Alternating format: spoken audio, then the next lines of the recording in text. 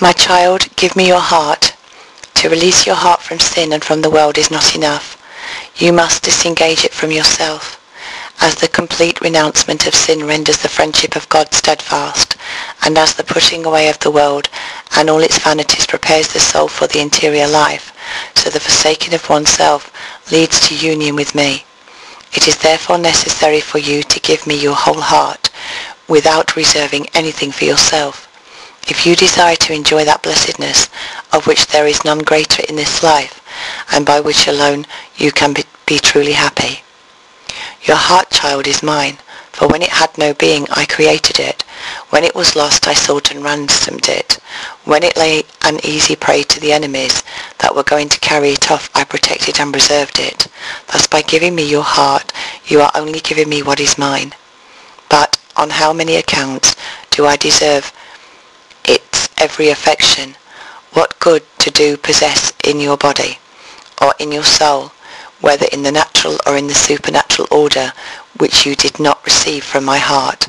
How many years ago should you have been burning in hell if I had dealt with you according to your deserts, or had not preserved you from sin, which deserves hell and its just punishments? But it was my love, child, that dealt with you in so sweet and wonderful a manner, the love of my heart, with which I loved you from eternity, and with which even till now I have never ceased to favour you.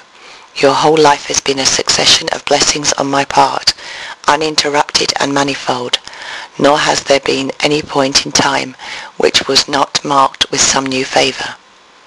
And what, O child of my love, do I ask in return for all these thousands of favours? Surely whatever I might ask of you, and whatever you may be able to give, would be far below the greatness and the number of my gifts. Yet one thing only I demand, your heart, your whole heart. It is enough if you give me that. Your heart accepted, I care nothing for whatever you may give, because beyond all else I long for your heart.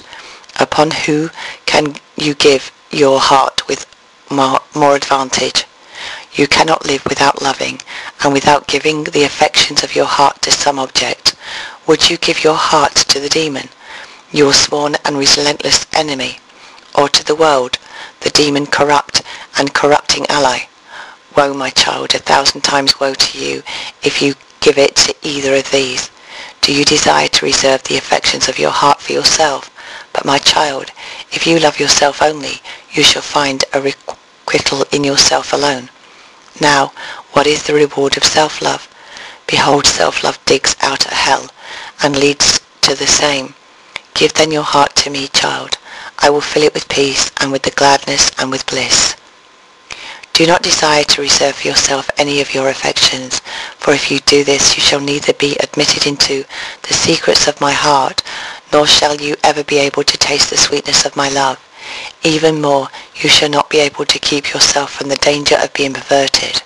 Yet, it is not unusual for many, even those who wish to be considered good and pious, to keep through self-love under a specious pretext an affection for someone or other created object. What is there more frequent, more dangerous, what more baneful? I wish to possess your whole heart, child. I am its Lord, I am a jealous God, am its only end, its sole beatitude.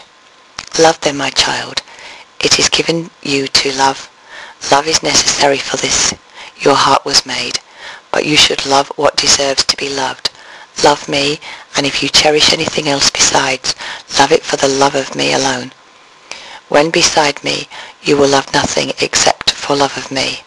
When you give entrance into your heart to nothing except to me, or for love of me, then at last you shall possess a heart wholly pure. Therefore, my child, give me your whole heart as a burnt offering, for an odour of sweetness, nor do you take it back of the same, for I hate robbery in a holocaust. Be ever mindful that whether in prosperity or adversity, there can be nowhere a better place for your heart than with me. My child, with all watchfulness keep your heart safe for me, for from it proceeds either life or death. The greatest and most pleasing gift you can offer is to present your whole heart irrevocably to me, and you can have no better nor more wholesome employment than to preserve your heart faithfully for me. In vain do you devote your heart to me, if you do not guard it sedulously, for the enemy, even without you fully being aware of it, will corrupt it and tear it away. A man loose in heart and given up to outward things may indeed, on occasion of some swift passing fever, devote his feelings to me, but soon when this warmth of devotion disappears, he will fall into a worse than his wonted lower state. A heart not watched over is rarely self-present, and more rarely still mindful of me. Hence, in a short time it becomes unfeeling, and grows hardened against things spiritual. It lies open to everyone like a public thoroughfare, through which thoughts, temptations, errors of every sort may be freely passed. All its enemies freely come and go through it, and in various ways disturb, defile, and corrupt it.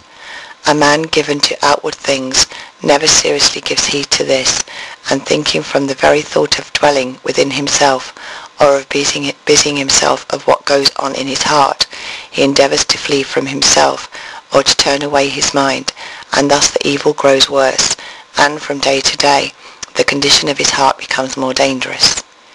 If you are willing to be the victim of miseries so great, remove their cause, and the effect will cease, by calling to mind the divine presence, by frequent recourse to me. Check all levity, and take heed, in case you too, indulgent to your ever-changing nature, which always seeks to go abroad, which is prone to vanity, which seeks to show itself everywhere, which studies continually how it may gratify the senses, shun things trifling and useless, shut out all outer things in which it is not needed to busy yourself. Accustom yourself to live within yourself, and to live interiorly in such a manner as if you were alone with me in the world. Study always and everywhere to possess yourself and to be self-collected. To this you may attain by grace, by effort and by practice, so that it will become, as it were, natural to you, and when you have acquired it, this self-presence of the mind will bring its own reward, for it is a boundless treasure to man. The self-collected man keeps watch over all the avenues of the heart. Me, his God and Saviour, he entertains within himself with me. He deals generously with me. He converses familiarly. Everywhere self-possessed, he peacefully enjoys the beloved of his soul, as is ever saved of wearisomeness and from numberless faults, whilst inwardly recollected, he makes progress in virtue, and in spite of every obstacle, he hastens on to perfection. Therefore, do not allow your spirit to become dissipated, my child, neither on account of the appearance of external objects, nor on account of the varied throng of circumstances, nor on account of the urgency of labour, nor on account of the comfortless inward state of your soul. Observe carefully with what objects your heart busies itself, by what it is moved toward, what it tends. Turn yourself wholly to interior things, and intent on these, preserve inward peace, and rejoice in my presence.